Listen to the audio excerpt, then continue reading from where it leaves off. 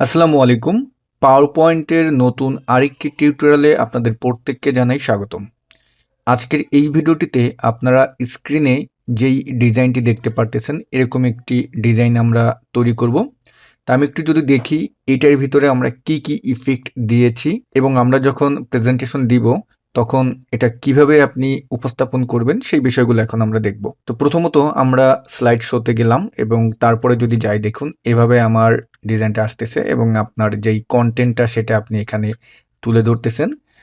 প্রত্যেকটা এভাবে আসবে। তা এটা খুবই সহজ তৈরি করা, কঠিন কিছুই না।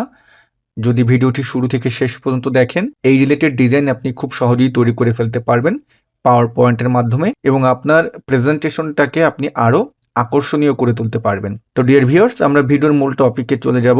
ভিডিওর মূল টপিকে যাওয়ার আগে আপনাদেরকে একটি অ্যানাউন্সমেন্ট দিচ্ছি। আমাদের Microsoft office expert online live কোর্সের 31তম ব্যাচের ভর্তি কিন্তু একদম শেষের দিকে।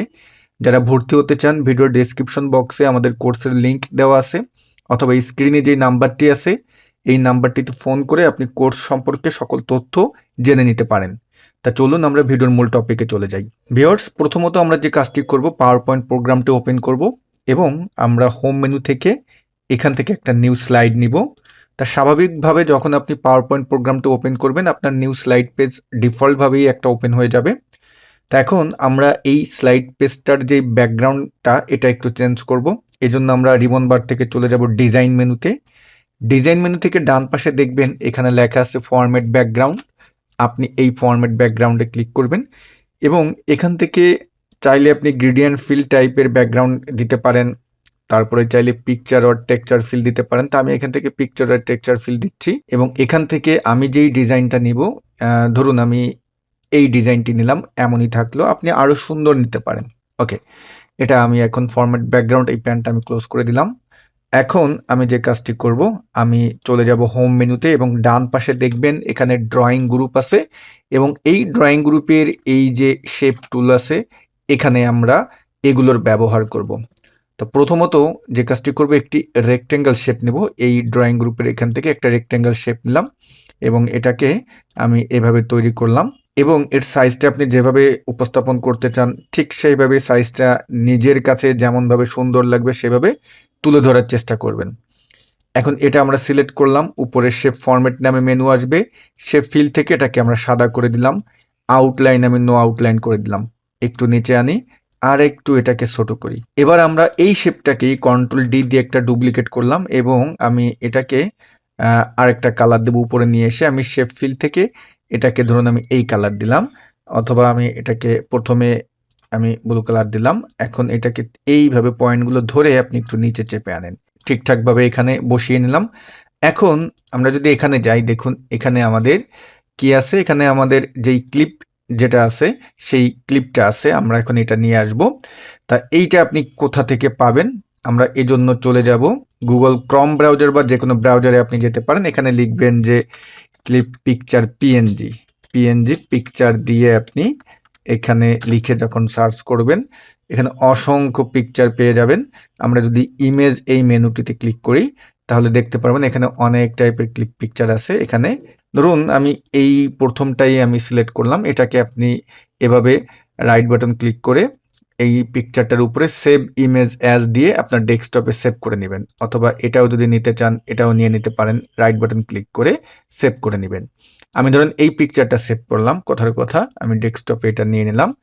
এখন আমরা যে কাজটি করব, পাওয়ার পয়েন্ট প্রোগ্রামটি আবার ওপেন করব, আমাদের এই স্লাইডটায় আসলাম। ইনসার্টে গিয়ে আপনি এই যে পিকচার এই টুলটিতে যাবেন এবং ডিস ডিভাইসে যেখানে সেভ করে রেখেছেন সেটা নিয়ে আসেন। তা আমি এই পিকচারটি নিয়ে আসলাম, এখানে আসলো, কিন্তু এটার ব্যাকগ্রাউন্ড আমার এখানে থেকে যাচ্ছে। তা আপনি যখন পাওয়ার পয়েন্টে কোনো পিকচার ইনসার্ট করবেন উপরে দেখবেন পিকচার ফরম্যাট নামে একটা মেনু আসবে এবং বাম পাশে দেখবেন রিমুভ ব্যাকগ্রাউন্ড নামে একটা কমান্ড আছে। আমরা এটাই যখন ক্লিক করলাম তখন দেখতে পারবেন যে ব্যাকগ্রাউন্ডটাকেও আলাদা একটা কালার নিয়ে নিয়েছে এবং অবজেক্ট, মূল যে অবজেক্টটা সেটাকেও সিলেক্ট করেনি। তা আপনি যদি এখানে খেয়াল করেন যে আমার যেই অবজেক্টটা আছে সেটাকে যদি ও কোনোভাবে সিলেক্ট করে নেয় তাহলে এখান থেকে এই যে mark areas to remove, mark areas to keep, এটা দিয়ে কলম দিয়ে সিলেক্ট করে আপনি নিতে পারবেন। তা যেহেতু আমার ডিফল্টভাবে ও ব্যাকগ্রাউন্ডটা সিলেক্ট করে নিয়েছে, আমি এখন এখান থেকে ক্লিপ চেঞ্জ করে দিব। দেখুন আমার ক্লিপটা কিন্তু সুন্দরভাবে চলে আসলো। এখন এটাকে আমি পয়েন্টগুলো ধরে ছোট করলাম এবং এই জায়গাটায় আমি এটাকে বসালাম। আর একটু বড় করে দিই। ওকে, এখন এখানে আমি সুন্দর করে এটাকে বসিয়ে দিলাম। আর আমরা একটু জুম করে এখন এইখানটায় আমরা কি করব, সরি, এখানে আমরা সুতার মতো একটা লাইন টানবো। তো এই জন্য আমরা হোম মেনুতে যাব এবং এই ড্রয়িং গ্রুপের এই অ্যারোতে যাব। এখান থেকে এই যে আপনি দেখতে পারতেছেন ফ্রি ফর্ম, এই যে লাইন্সের একদম শেষের দিকে যেই শেপটা আছে এটাই সিলেক্ট করেন। করে এখন এই জায়গাটায় ধরুন আমি একটা কলমের মতো এইভাবে ধরে আমি এখন ধরুন এইভাবে উপরে টান দিলাম। আপনি একটু সূক্ষ্মভাবে কাজটা করার চেষ্টা করবেন। আমি এভাবে করলাম। করে এখন এটা একটা আমার শেপ হয়ে গেছে, অবজেক্ট হয়ে গেছে। এখন আমি উপরের শেপ ফরম্যাটে যাব। আমরা শেপ আউটলাইন থেকে এটাকে কালো করে দিব এবং আউটলাইনটা আমরা এই উইটে গিয়ে এটা একটু আমরা মোটা করে দিব, বা আপনি যতটুকুন করলে ভালো দেখাবে ততটুকুন করবেন। আমি এখানে 1.5 দিয়ে দিলাম। ডান। এখন আমরা এইখানটায় যেই টেক্সট বা যা কন্টেন্ট লিখবেন সেগুলো এখন এখানে আনেন। আমি হোম মেনুতে গেলাম, একটা টেক্সট বক্স নিলাম। এখানটায় আমি এটাকে 01 লিখে কন্ট্রোল-A দিয়ে সিলেক্ট করে আমি এটাকে বড় করে দিচ্ছি, বোল্ড করে দিলাম এবং অ্যালাইনে আমি এটাকে করে দিলাম সেন্টার। এই পজিশনে রাখেন। এটার ফন্ট সবসময় যেই টাইটেলগুলো থাকবে সেইগুলো বা যেইগুলোকে আপনি ফোকাস দিবেন বেশি, সেগুলোকে একটু বোল্ড টাইপের ফন্ট দেওয়ার চেষ্টা করবেন। তাই এই ফন্টটাকে আমি যদি ফন্ট বক্সে গিয়ে এরিয়াল ব্ল্যাক দিয়ে দিই তাহলে একটু দেখা যাচ্ছে যে মোটা দেখাচ্ছে। ওকে, আমরা আরেকটি টেক্সট বক্স নিব।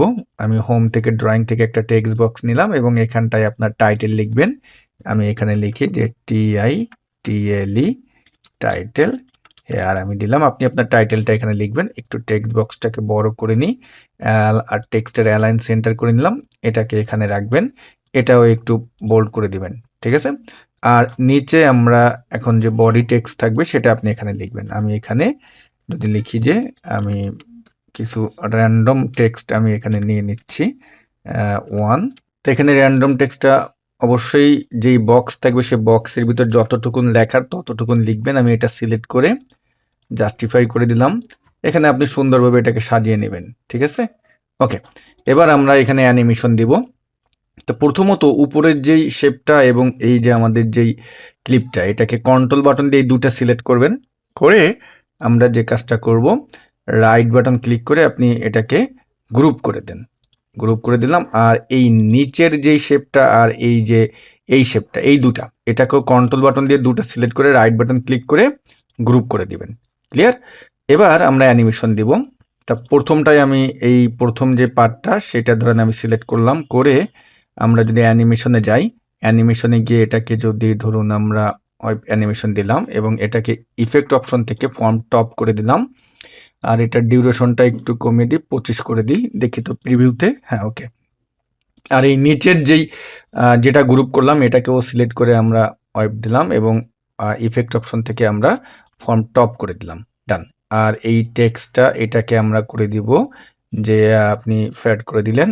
আর এই টেক্সট টাইটেল হেয়ার এটাকেও আমরা ওয়াইপ দিলাম এবং এটা ফর্ম লেফট। আর এটাকেও আমরা সিলেক্ট করে এই অ্যানিমেশন থেকে এটা দিলাম। আর এটার ইফেক্ট অপশন আমরা ফর্ম টপ করে দিলাম। ডান।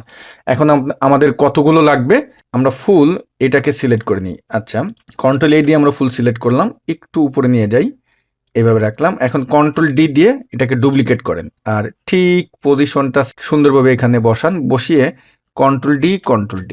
ঠিক আছে। এবার আমরা কন্ট্রোল-A দিয়ে সবগুলো সিলেক্ট করে আমরা এর পজিশনটা সেন্টারে সুন্দরভাবে বসিয়ে নিই। হ্যাঁ, এটা ধরুন সেন্টার হয়ে গেছে। আমরা এটা করলাম। এখন আমি প্রত্যেকটা আলাদা আলাদা কালার দিয়ে এটাকে সিলেক্ট করে এখানে গিয়ে এইটাই ডাবল ক্লিক করবেন। তারপর শেপ ফরম্যাটে যাবেন। শেপ ফিল থেকে যেই কালারটা দেন আর এই লেখাটাকেও আমরা এই কালারটা দিয়ে দিচ্ছি। একই কালার দেওয়ার চেষ্টা করবেন। আই ড্রপার থেকে এটা দিলাম আর এটাকে আমি করে দিলাম 02। তারপর আমরা এইটাকেও এখানে ডাবল ক্লিক করে এই শেপটাকে আলাদা উপরের যে পার্টটা আছে এইটা সিলেক্ট করলাম আর এইখানে 03 লিখলাম। আর এটাকেও আমরা এখন এই টেক্সট ফিল থেকে আই ড্রপার দিয়ে এই কালারটা, আচ্ছা সিলেক্ট হয়নি, আমরা এই কালারটা দিয়ে দিলাম। ওকে, আর এভাবে আপনি প্রত্যেকটার আলাদা আলাদা করে কালার দিয়ে দিলেন। ডান। এখন আমি যদি স্লাইড শোতে যাই, দেখুন নিচ থেকে এই যে স্লাইড শোতে গেলাম, এরকম আসলো। আমরা এই দেখুন সুন্দরভাবে আমার কিন্তু আসতেছে। ডান। আপনি এখন সুন্দরভাবে আপনার প্রেজেন্টেশনটা দিতে পারবেন এবং আপনার যারা অডিয়েন্স থাকবে এই টাইপের কখনো কোনো যদি লিস্ট অ্যানিমেশন বা লিস্ট ডিজাইন দেখে, তাদের মনোযোগটা কিন্তু আপনি সুন্দরভাবে কেড়ে নিতে পারবেন। পাওয়ার পয়েন্টে আপনি যখন কোনো প্রেজেন্টেশন দিতে যাবেন, আপনাকে কিন্তু আপনার যে অডিয়েন্স বা শ্রোতা যারা থাকবে, তাদের মনোযোগ কিন্তু সবসময় প্রেজেন্টেশনের দিকে থাকতে হবে। তাদের মনোযোগ যেন কখনো অন্য দিকে না যায়, এই জিনিসটার দিকে কিন্তু খেয়াল রাখতে হবে। আর এজন্যই সবসময় কিছু ইউনিক টাইপের আকর্ষণীয় কিছু আপনার প্রেজেন্টেশনের ভিতরে রাখতে হবে। তো ডিয়ার ভিউয়ার্স, এই ভিডিওটি যদি ভালো লেগে থাকে একটি লাইক দিবেন, আপনার মূল্যবান মতামত শেয়ার করতে ভুলবেন না। সবাই ভালো থাকবেন। আল্লাহ হাফেজ।